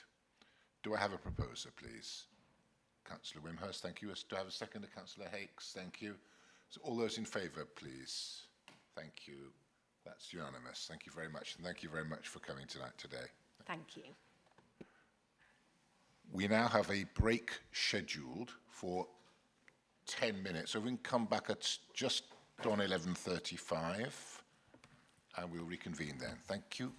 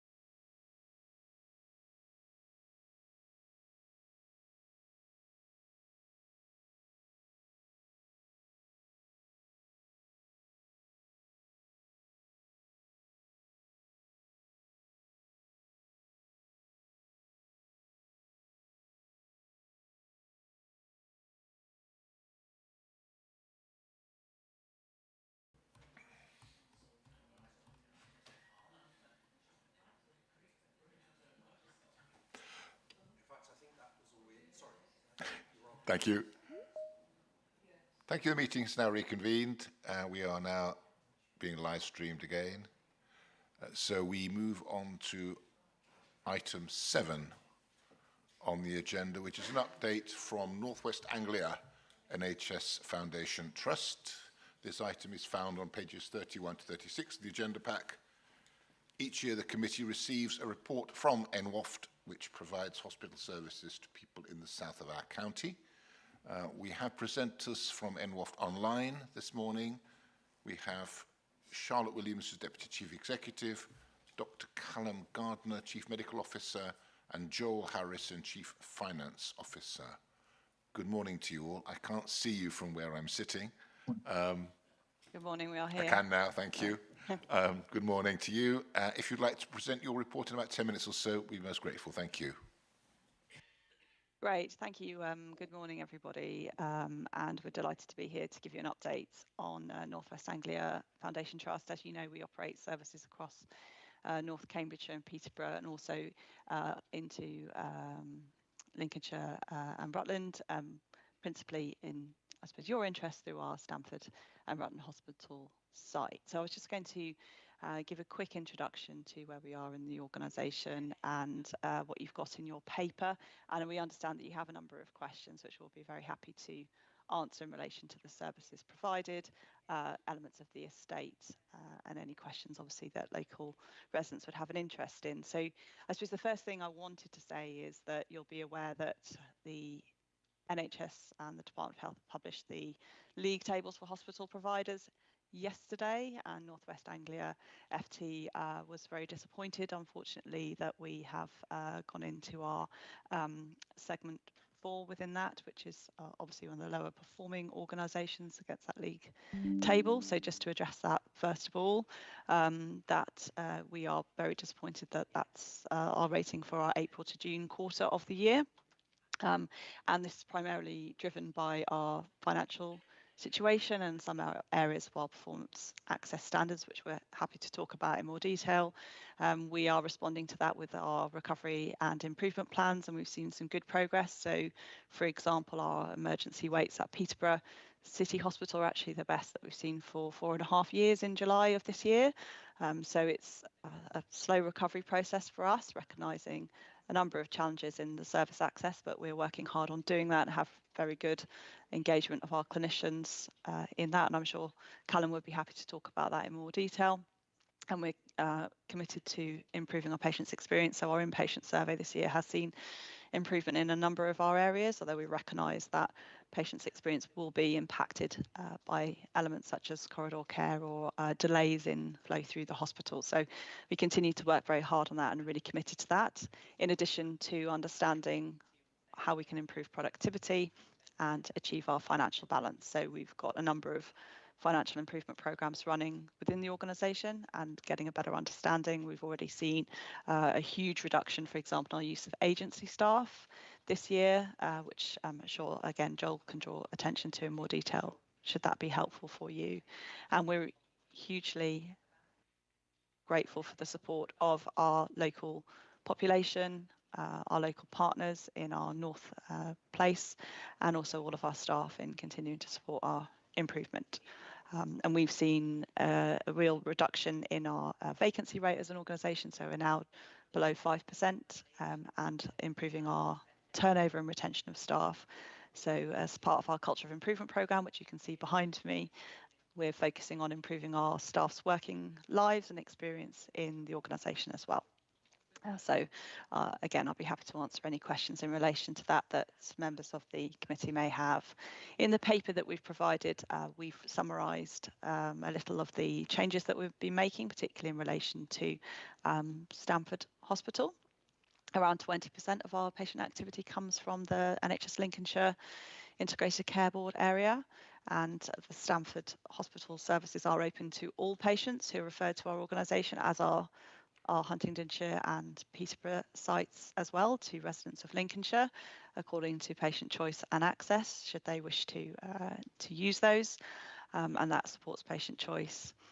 I'm sure you're familiar with the services that we offer at the Stamford and Rutland Hospital, including our rehabilitation ward for patients from across the organisation, the John Van Geest ward, one of our best performing wards in terms of our ward accreditation programme that looks at the quality, safety and patient experience and our inpatient areas, which is great news, and they're a very motivated team working over there at John Van Geest, as well as other services that we offer on the site in relation to outpatient services, minor injury services, diagnostics as well. As an organisation, we're working on our organisational strategy, and we're just about to share with you, as one of our partners, our draft corporate strategy, which has been finalised through our board at the moment, and our clinical strategy, which we've been waiting to publish for the 10-year plan for the NHS. So we're anticipating taking a draft of that through our board in October, and that will include a focus specifically on the Lincolnshire population and what they can expect to see us do in relation to our clinical services over the next few years. And we've been engaging with our partners in community services, mental health and local authority in the production of that strategy. And if anyone would like to know more about that, very happy to, again, to talk about that more. And we continue to make investments in our buildings and to address our structural weaknesses, such as the autoclave concrete challenges. And delighted to be able to talk about the new day treatment unit that will be opening at Stamford Hospital site in the autumn. And Joel leads on estates for us, so I'm sure can provide you with much more detail about the details of that scheme. But it's a two-storey facility that includes our day, where our day surgery patients will be treated, with 3 specially equipped treatment rooms. So that's services such as orthopaedics, urology and dermatology, such as skin operations, as well as pain management, which patients will be able to access in state-of-the-art new facilities much more locally for the residents of Lincolnshire. And that replaces our outdated and less structurally secure facilities on the site. We continue also to pursue our investment in digital modernisation and supporting our outline business case for an electronic patient record. We are aware that there are some delays to patients needing blood tests at the Stamford and Rutland Hospital site. So I talked a little bit in the paper that you've received about the reasons for that and how we're working with our local commissioners to address that. And we do understand that there have been some changes in service provision elsewhere in the health service, such as in local general practice, which may be contributing to some of those challenges. So we are continuing to work on how we can collaborate with those organisations to provide the right solution. I'm just going to hand over to my colleagues just to ask them to provide a little bit more detail on a couple of those areas. So Joel, I don't know if you could say a little bit about the development of the day treatment unit, please. Thank you, Stanford, and good morning, everyone. Thank you for inviting us this morning. Really just to add to what Charlotte has described in terms of the day treatment unit, I think just to remind colleagues that one of the principal purposes of the investment is also to be able to eradicate from our Stamford site what is RAC, which is clearly something that is an aspiration of the wider NHS and is something now that we know impacts a number of public and private sector buildings. So through the day treatment unit, once we've completed that and been able to take occupation and move our clinical services across, we will undertake and complete a demolition exercise safely to essentially pull down a period of our existing building and therefore will have removed it from the site entirely. At the same time, as Charlotte has alluded to, the new day treatment unit will increase our capacity on site and provide state-of-the-art facilities for us to be able to operate within. So it has a dual purpose. It provides a much safer environment for patients and staff in the long term to work within, but also provides an opportunity for us to really optimise the care we provide in the community as well. So a really fantastic investment, and I think one of huge significance into the hospital, and the first one for many, many years into the hospital on this scale. So really exciting initiative to be involved in. We look forward to being able to open it, as Charlotte describes, in the autumn. Thank you, Joel. And if I may, I'd just like to ask Callum to comment on our response to emergency care pressures, particularly at the Peterborough City Hospital site. Thanks, Callum. Thank you, Charlotte, and good morning, everyone. As Charlotte says, despite increasing attendance volume and complexity, we did have the best for our performance in July for 4.5 years. However, we fully recognise that within our urgent emergency care centre and indeed our wards, we are often very full and not always able to give the level of care and patient experience that we wish to give to our patients, particularly, unfortunately, having to have patients boarded and in corridor care, which I'm sure we'd all recognise is not where we want to be. You'll see within the paper a number of initiatives that we have put in place recently to try to increase the flow out of our urgent emergency care department. So particularly, we've just opened a new acute surgical hub where a number of our acute surgical patients are proactively diverted to, so that they can be seen in a timelier manner by our consultant surgeons and multidisciplinary teams. And that's had a significant improvement in terms of the number of patients that can be proactively treated and discharged through alternative means such as virtual ward and so forth, and/or to have a significantly shorter period of time that they need to stay in the hospital from an inpatient length of stay perspective. Within medicine, we know that there are significant opportunities for us as an organisation to reduce our length of stay. So that's the length of time patients stay in hospital in an inpatient bed. Some of our medical specialties are good in terms of performing around length of stay. Others, there are significant opportunities, and I'm the exec lead for the length of stay improvement programme. And of course, the more that we can do around shortening length of stay, that means that we have greater flexibility and capacity downstream so that we can increase our flow out of our urgent emergency care centre, because that we fully recognise that the longer patients stay in an ED department, the poorer their outcomes. So you'll see within the paper around reinvigorating our medical assessment unit and short stay. We now very much have daily specialty inreach from the downstream specialties to really increase the senior decision making at the front door, to reduce the number of patients that we are unnecessarily needing to admit into a bed pace, and that in turn is allowing us some more capacity to be able to focus on those patients who are more complex and can only be treated as inpatients, and in turn being able to decompress our ED. It is early days and there is some way to go, but as I said, just to fully recognise and reiterate that we are not always able to give the level of patient care and outcomes that we wish, but are fully committed to significantly improving things. Thank you. Thank you, Callum. And just before we close, I understand the committee has a question in relation to the minor injuries unit at Stamford and Rutland Hospital. Just to say at the moment, when there are no changes planned to that model of care, we expect that service to continue as currently provided. So that concludes our presentation. Very happy to answer your questions. Thank you. Thank you for the presentation. If anyone wishes to ask any questions, please indicate. Any questions from anyone? Councillor Mackinson-Saunders, thank you.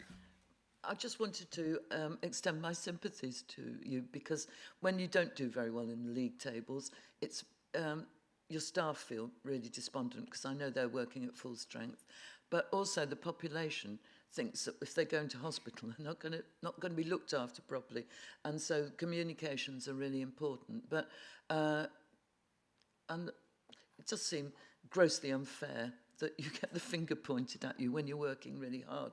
But some really good initiatives coming along, and I wish you the best of luck. Thank you very much for that. And I suppose just to give the committee assurance, we are communicating with our staff on a regular basis. Hannah briefed staff on Monday before the league tables were announced, and we have briefings for staff and managers on a regular basis to explain to them why this is happening and what this means. And I suppose on the other side of that, just to give assurance, we do monitor obviously the quality and safety of services on a regular basis, so we can make sure that we are I suppose fully sighted on how care is being delivered within the organisation, because this is an external reflection of where we are against national measures, but it doesn't in any way distract us from our focus on the care and experience of our patients and also on our staff. We do know there's been an impact on morale, certainly in terms of uncertainty for the future. But we really welcome your support in getting back to a level where it really reflects where we feel we are as an organisation, which we expect to do hopefully in the next quarter. Thank you. And don't forget to reassure the community as well, because that's really Indeed, important. really good point. We'll definitely pick that up with our communications lead. Thank you.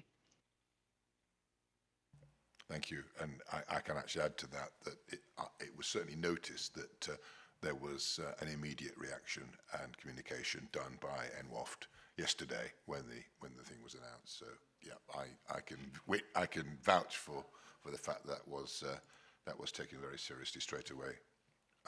Any other questions from members of the committee? In which case, I have some questions of my own, as you might expect, as I happen to be the only member of the committee who represents a division in the south of the county. Could you just elaborate, please, on your aspirations for the future of the minor injuries unit at Stamford Hospital? It has been stated previously that given the ongoing stresses on urgent emergency treatment at Peterborough City Hospital, it seems common sense to the community that the minor injuries unit should be expanded and upgraded into an urgent treatment centre. Are you having positive ongoing talks with the ICB in Lincolnshire on progressing that at all, please? Thank you. I'll ask Joel. Joel's our lead for the Lincolnshire ICB relationship to give you an immediate update around the dialogue that's ongoing there. I think just to say, in response to the 10-year plan, as an organisation, we're very committed to shifting and supporting community-based facilities as much as possible, to the point around, as you say, the stability and the use of more acute settings for those patients who need to be there, and supporting the resilience of community-based settings as part of the neighbourhood health model. So that's certainly what our strategy as an organisation is leaning us towards. Joel, could you give an update on the dialogue? Thank you. Thank you, Charlotte. Thank you for the question. At this stage, conversations with the ICB have not indicated a current aspiration or future aspiration to increase the capacity to the extent to which you describe or perhaps suggest. We do continue to have that conversation, but I think it is a recognition that, as you say, it is a commissioning. It sits with the commissioners to set out their requirements and expectations, and whilst we have that ongoing conversation with them, and I've asked them to express clarification about the services they want us to provide in the future, at this stage they have not asked us to set out a proposal in terms of upgrading the facility from an MIU into a UTC, which is, as you probably know, a kind of formally recognised status and requires a number of services to be provided over an extended time period. So there are no current plans in place at the moment. Thank you for that. If I could follow up, could I also ask, I'm sorry if I missed it during your presentation, Joel, what plans you have to redevelop those parts of the Stamford Hospital site which are being decommissioned and some of them demolished? Thank you. Yeah, thank you. So largely what we're describing is the area we're describing is what we called the Dromfield Suite, which is the part of the site where we currently provide some procedural services within, and they will be relocated into the new day treatment unit, which really is very, very exciting. I know I said it before, but it really is. Essentially, what we will be doing is demolishing that area of the site once we move the handover. Clearly, we will be making it safe first, both in terms of the services, the kind of utility services out of there, and then all other environmental aspects. And then that area of the site is being sold or has been sold onto a local land developer who has submitted planning permission for that area as well, to develop residential units into the space. So ultimately, it's effectively a demolition. We've completed a sale, and then it will be redeveloped as part of redevelopment of the west end of the site that we've already part completed. Thank you for that clarification. And just one further question from me. Have the previously announced plans to increase car parking capacity at the Stamford Hospital site now been permanently abandoned? It's another one for you, Joel, if you don't mind. It is. There are very few meetings I go to where I don't get asked about car parking, whether it be on Stamford, Peterborough or Hinchinbrook. So the first thing to say is to highlight that we have made a recent investment into AMPR across all of our sites, including Stamford Hospital site as well. If you use the site, I'm sure you've noticed, if you use the site regularly or a local resident, that we put that investment in place. We don't, at this stage, we don't have plans to increase the capacity on site. The AMPR is about us first and foremost understanding the usage on the site. We know for a number of years it's largely been effectively an open site to use, both in terms of visitors, patients and staff. And as increased pressures on our services, as you would expect, you mentioned phlebotomy, for example, we just need to understand and ensure the site is principally being used by local patients and visitors first and foremost, which is what the AMPR infrastructure is there in place to do. I think once we have that, once we have the data, once we have a greater understanding of the demand and capacity from a car parking perspective, which AMPR will help us do, then we will be able to relook at car parking plans for the site in line with a broader estate strategy refresh that we'll be going through in 2026. Thank you for your reply. Do we have any other speakers on this item or any other questions for our presenters from NWAFT? In that case, I will move to a formal proposal. One, that the presenters from North West Anglia NHS Foundation Trust be thanked for their report and attendance at the meeting, and the information presented be noted. That the proposed opening of the day treatment unit at Stamford and Rutland Hospital be welcomed, and that the committee would welcome progress on the expansion of urgent treatment services at Stamford Hospital. Do I have a proposer, please? Councillor Mackinson-Saunders, seconder. Councillor Wimhurst, thank you very much. All those in favour, please show. All those against? Any abstentions? That's unanimous. Thank you very much. And thank you to our presenters from NWAFT, and thank you for coming in early to make your presentation. Thank you. No problem. Thank you so much. Thank you. Bye-bye. Bye-bye.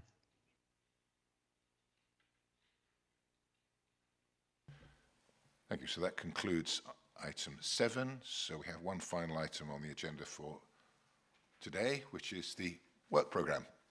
Simon, would you like to introduce the work programme, please? Thank you, Chairman. If I would could draw the committee's attention to pages 38 onwards of the pack, which lists the October meeting. There are no changes to the items listed. The plan is, I think, just to mention one of the plans for item number 2 on the November list, is to see as far as possible if we can bring in information on hospital discharge arrangements, which is number 5 on the to-do list, page 43, and on urgent treatment centres, which is number 6 on the to-do list. Get that, if you like, covered within the winter planning item. So that's the only thing I would mention. The other thing I would like to draw the committee's attention to is the, if you like, the blank spaces in January onwards. I only say that because sometimes the lead-in times for the NHS, the item that you've just had, I checked, and that was confirmed on an email with me midday on the 10th of September. That was confirmed back in March with me with North West Anglia. So I know some of the, I know that's probably an extreme lead-in time, but some of the lead-in times to get the NHS in this room or online can be quite long. So I would like to, I would like to sort of have some ideas that before I walk out the door today for filling up the January gaps, and not. In addition to this committee's work programme, there was discussion earlier about the integrated lifestyle service, and an invitation is going to be sent to members of the committee to attend the meeting of the County Council's Adult Care and Public Health Scrutiny Committee on Wednesday the 3rd of December, where the first item of business will be consideration of the integrated lifestyle service. I know there's been reference to a joint committee meeting. I try and avoid the detail of how constitutionally joint committees don't really work with Lincolnshire's constitution.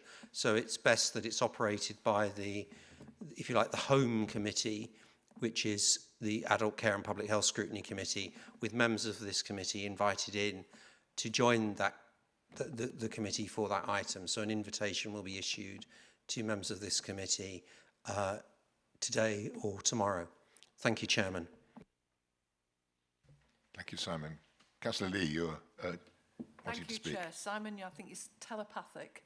That was going to be my question, because I raised this, and I only asked for a joint meeting technically because obviously if people get sick or younger, that has an impact on GP services, all the obvious. So really glad, I don't care what you call it, as long as it happens and there's proper scrutiny of those proposals, because I don't care what anyone says, there's proposals for cuts, and that's what it will be ultimately. And let's have some proper scrutiny of that. So everybody who's at this committee, I really hope you'll put that date in your diary, the 3rd of December, and that people can attend that. But that was going to be my question, to ask if that would be circulated soon. Thank you.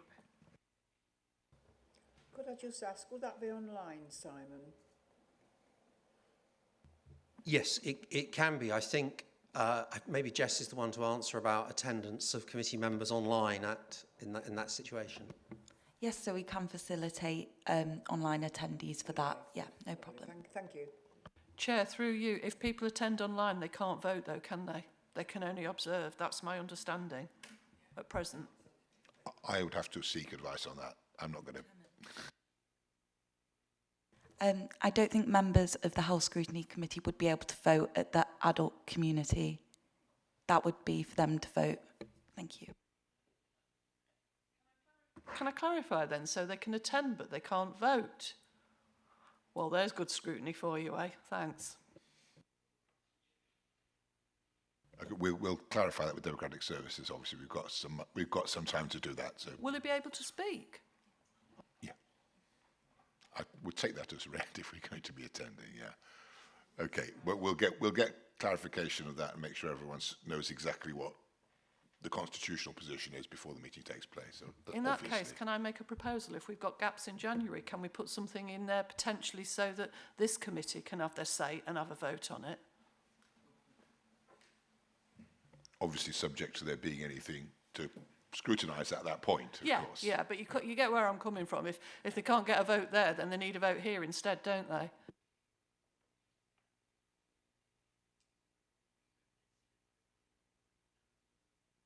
Okay.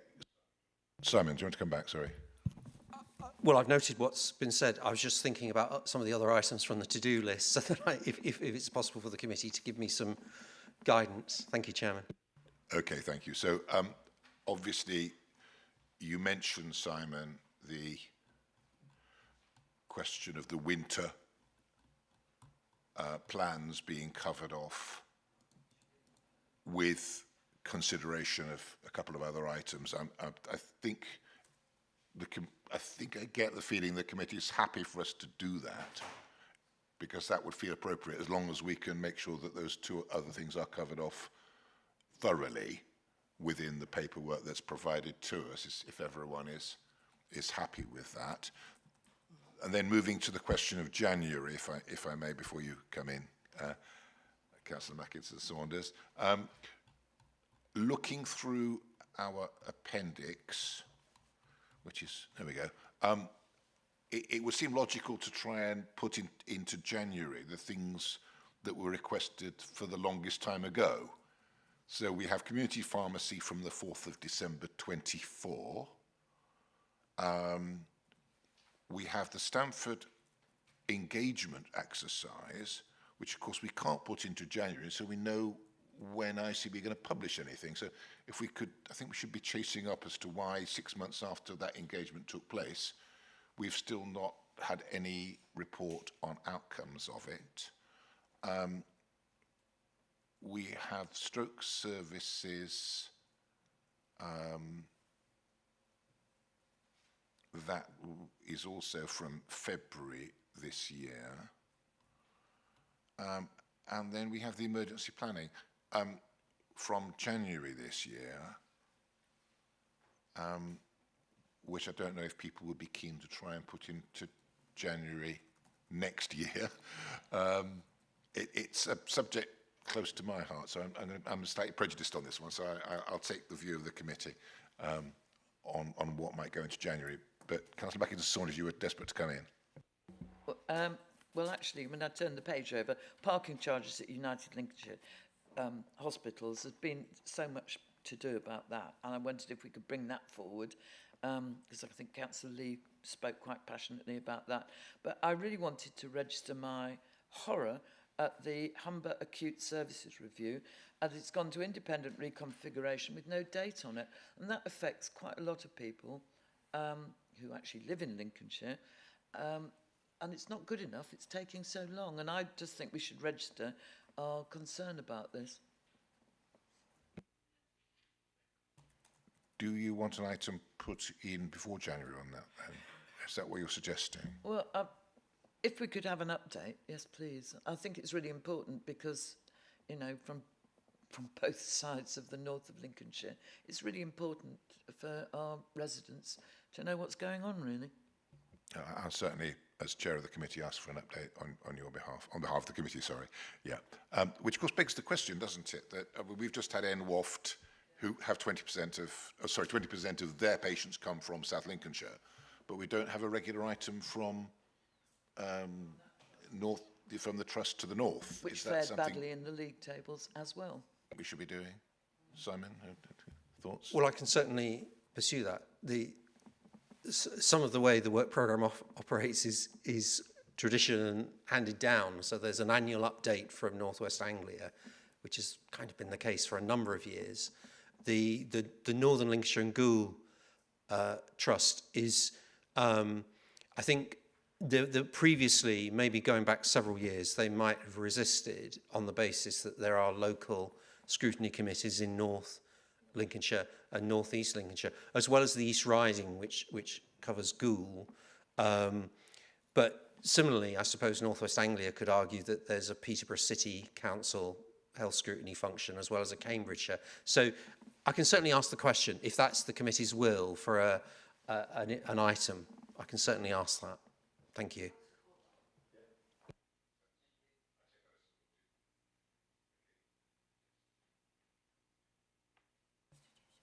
Councillor Lee, yep. Hi. Thank you, Chairman. I just wanted to go back to Councillor Lee's point about health members being able to vote at the Adult Care and Public Health Scrutiny Committee. Having checked the Constitution, I can confirm that guests from another committee are permitted to attend any other scrutiny committee. For example, to contribute to a discussion or provide evidence. They're welcome to speak at the discretion of the chair, but they cannot vote on any item unless they've been formally appointed to the committee by the County Council. Thank you.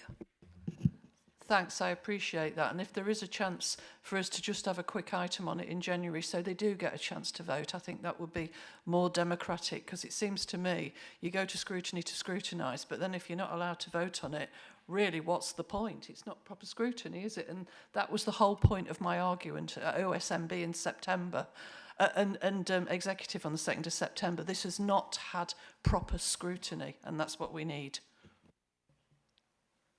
Your point is understood, Councillor Lee, but I would remind you that the constitution of this committee is to scrutinise the work of the NHS, not the health work that's done by LCC. So it is an unfortunate distinction. But and I it think will impact. That's my point. We monitor GP performances, and it will impact. That was my point. But you're the chair. It's your choice. Thank you. I'm sure we can discuss this offline in the next few months to make sure that everyone's happy with how this is being scrutinised and how the decisions are being taken, because we all want the best outcomes, don't we? So, Simon, are you happy with the steer you've got on? Thank you. Okay. Anybody else want to say anything about the work programme? I'm getting a few smiles, so I assume everyone is reasonably happy on that one. Thank you very much. Thank you. I did try pharmacy first, which I found an absolute disaster. And I was just interested to know if they're going to come back and tell us how wonderful it is. Sorry, I didn't catch the beginning of your sentence. Sorry. I tried out Pharmacy First, you know, where you Oh, can Pharmacy go with, First, with right. the 7 situations you can find yourself in. And to tell you the truth, it was an eye-opener and an absolute disaster. So I was rather hoping the pharmaceutical lot would come back and we could question them about it. Thank you. Okay, so there's no further items on the agenda. So this concludes the business of the meeting. Thank you for your attendance